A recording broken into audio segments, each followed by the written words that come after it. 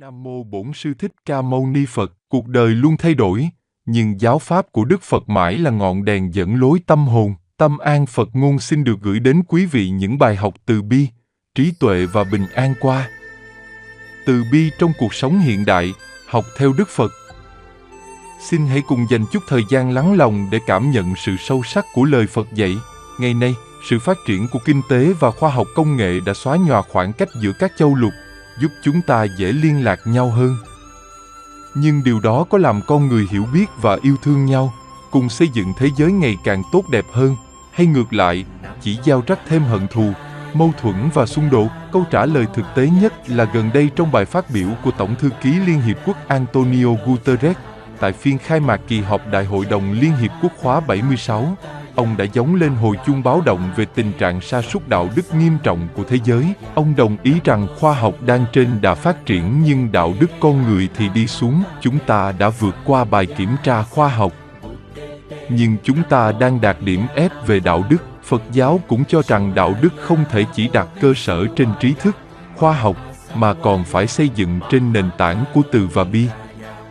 Bởi hạnh từ bi của đạo Phật là vô lượng, bao trùm cả người và vật. Bên cạnh đó, từ bi sẽ giúp thay đổi nội tâm con người, xóa bỏ cội rễ của chiến tranh, nạn kỳ thị phân biệt, phá hoại môi trường.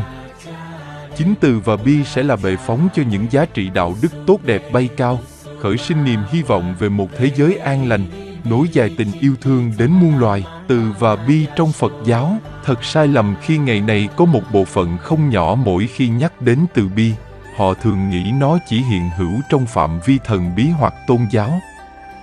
Vì vậy, trước khi có thể khởi phát lòng từ bi, điều trọng yếu là cần có sự hiểu biết tường tận về ý nghĩa của chúng. Từ và bi là hai trong bốn tâm vô lượng.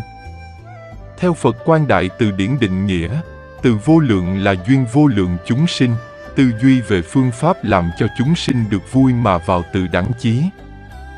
Bi vô lượng là duyên vô lượng chúng sinh, tư duy về phương pháp khiến cho chúng sinh lìa khổ mà vào bi đẳng chí.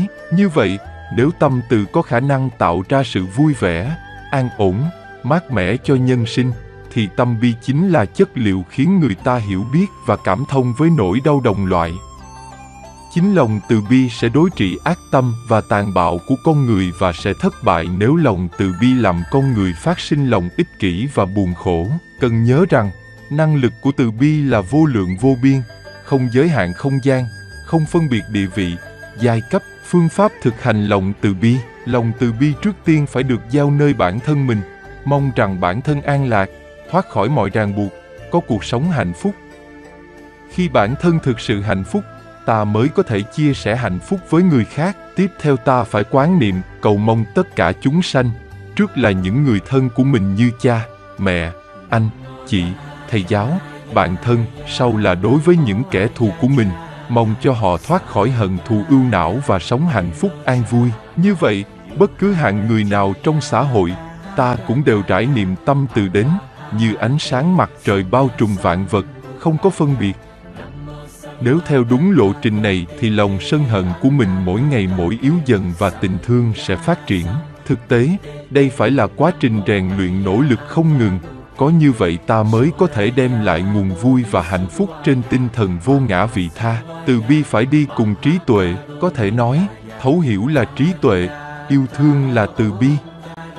Để có thể ứng dụng hiệu quả từ bi vào đời sống, thiết nghĩ phải đề cập sơ lược về trí tuệ. Trí tuệ là thấy biết rõ nguyên nhân và hậu quả của nó, biết điều gì nên làm và không nên làm. Khác với người không có trí tuệ, có khi họ biết điều đó không nên làm nhưng vì lợi dưỡng che mờ nên vẫn lao đầu vào như con thiêu thân. Trí tuệ như ánh đuốc soi đường, còn từ bi là hành động cứu người trong đêm tối.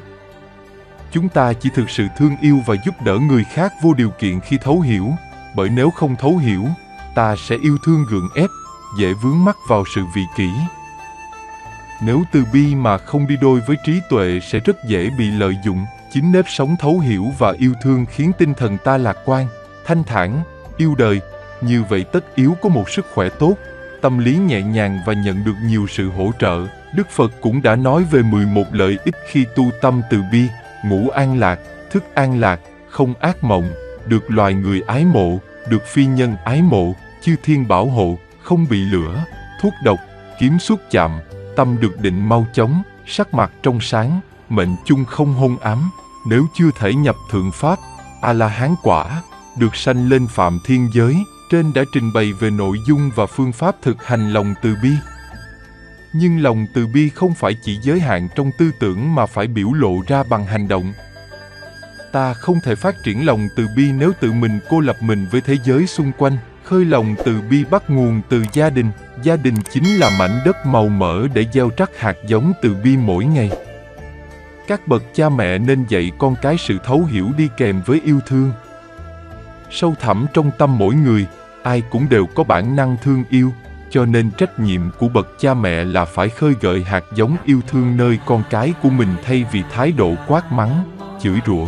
Có như vậy, từ gia đình, tình yêu thương trong mỗi người mới được khai mở, hạt giống từ bi mới được trưởng thành và lan rộng, dấn thân phục vụ. Khi hoàn thiện cá nhân từ gia đình, sau đó mới là công dân tốt và có ích cho cộng đồng.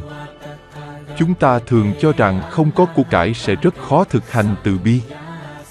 Nếu vậy muốn yêu thương đòi hỏi chúng ta phải giàu có hay sao? Nhưng khi chịu khó quan sát xung quanh và thấu hiểu, ta sẽ có nhiều phương pháp để thực hành từ bi, có thể bằng tài lực, trí lực, công sức, miễn sao đem lại niềm vui bằng những hành động thiện lành, ngôn ngữ hòa ái, ý nghĩ thánh thiện. Đây chính là ý nghĩa mà Thiền sư Nhất Hạnh đã dạy, đề sáng cho người niềm vui, chiều giúp người bớt khổ. Hàng ngày, khi niệm danh hiệu của chư vị Bồ Tát, ta phải biết học theo hạnh của các ngài. Học theo công hạnh của Bồ Tát Quan Thế Âm, người có lòng thương rộng lớn, thường quan sát tiếng kêu cầu đau khổ của chúng sanh mà thị hiện cứu độ. Theo đó, Phật tử Trần Minh Tuấn, pháp danh Minh Tú, tỉnh Tiền Giang, chứng kiến nhiều hoàn cảnh khó khăn, người khuyết tật mưu sinh, thương cảm không thể cầm lòng. Anh đã khởi xướng chương trình Bao Gạo Yêu Thương từ ngày 8 tháng 12 năm 2020 đến nay, tiến hành ở các địa phương như Tiền Giang, Bến Tre, An Giang. Đó chỉ là một trong số rất nhiều câu chuyện về sự tử tế vẫn đang diễn ra khi đất nước khó khăn vì dịch bệnh. Chính từ sự quan sát thực tế và thấu hiểu, ta mới có những hành động thiết thực để thể hiện tình yêu thương thực sự. Khắp nơi không còn nạn đao binh, bản chất của chiến tranh vốn đi ngược với lẽ phải. Theo Đức Phật, nguồn gốc của chiến tranh chính là lòng tham lam và sân hận. Tham mà không được thì thành thù hận và giải quyết hận thù bằng con đường vũ lực. Đức Phật chú trọng quan điểm xây dựng nền hòa bình chống chiến tranh và không đồng tình cổ vũ bất cứ cuộc chiến tranh nào. Dù cuộc chiến đó được mệnh danh là chính nghĩa thì hậu quả của nó vẫn khốc liệt. Bởi hơn ai hết Ngài hiểu rõ, chiến thắng sinh thù oán, thất bại chịu khổ đau, sống tịch tình an lạc, bỏ sau mọi thắng bại. Nếu các nhà chính trị hiểu được nỗi khổ đau do chiến tranh gây ra và lòng thù hận để lại cho nhiều thế hệ, chắc chắn họ sẽ không hành động như vậy. Thực tập niệm tâm từ không có nghĩa ta sẽ hoàn toàn làm ngơ trước những hành động bất thiện của kẻ khác, bởi theo lời Phật dạy, nếu lấy hận thù chống lại hận thù sẽ không bao giờ có được.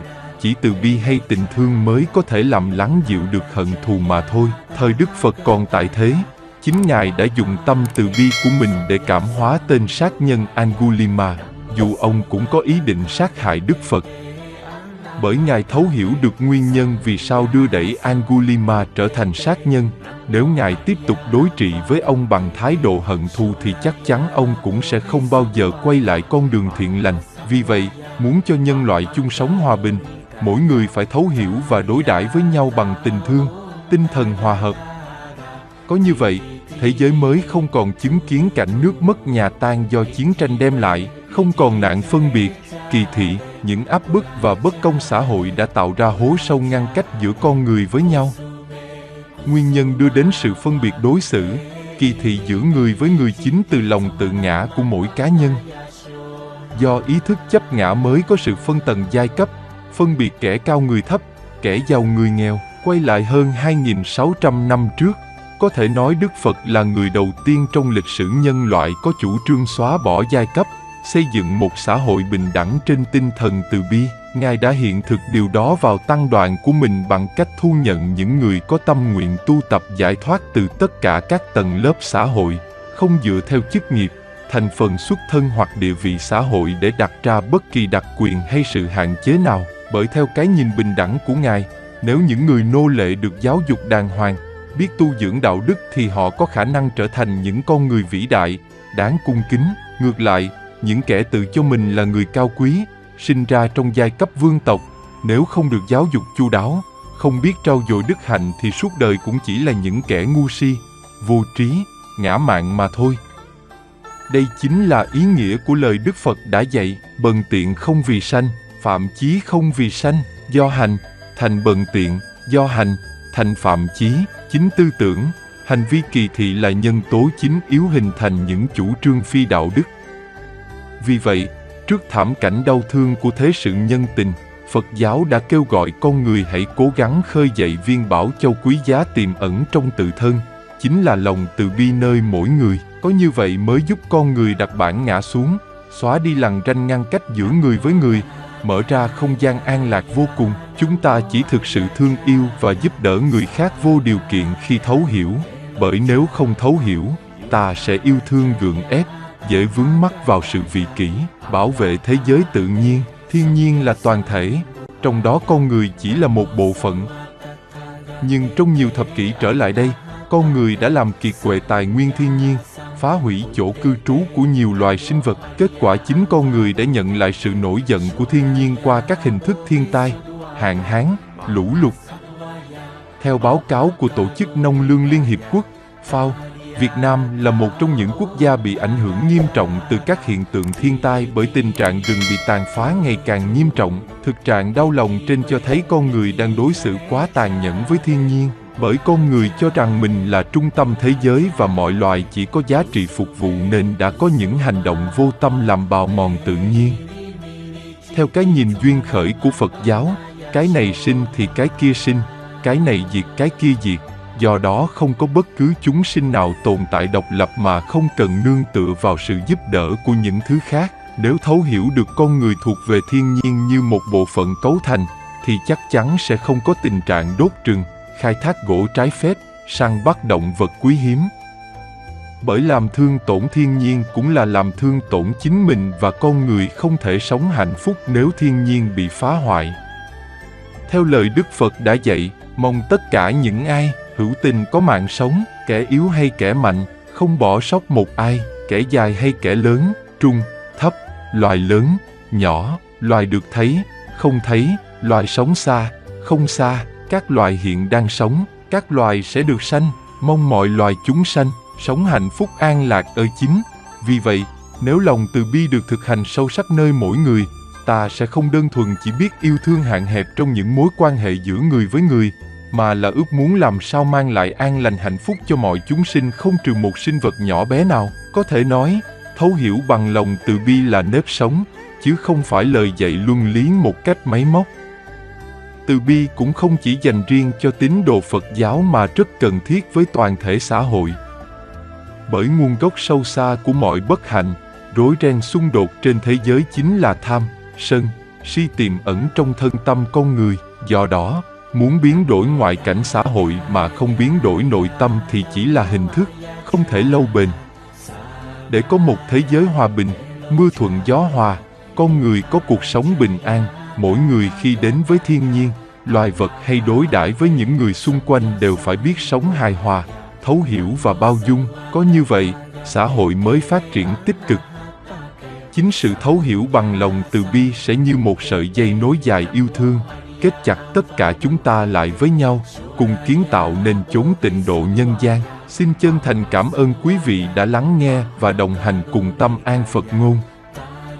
Nếu thấy video hữu ích, xin hãy ấn thích, chia sẻ và đăng ký kênh để chúng ta cùng lan tỏa lời Phật dạy đến nhiều người hơn nữa. Kính chúc quý vị an vui, trí tuệ sáng suốt và luôn tịnh tâm giữa cuộc đời.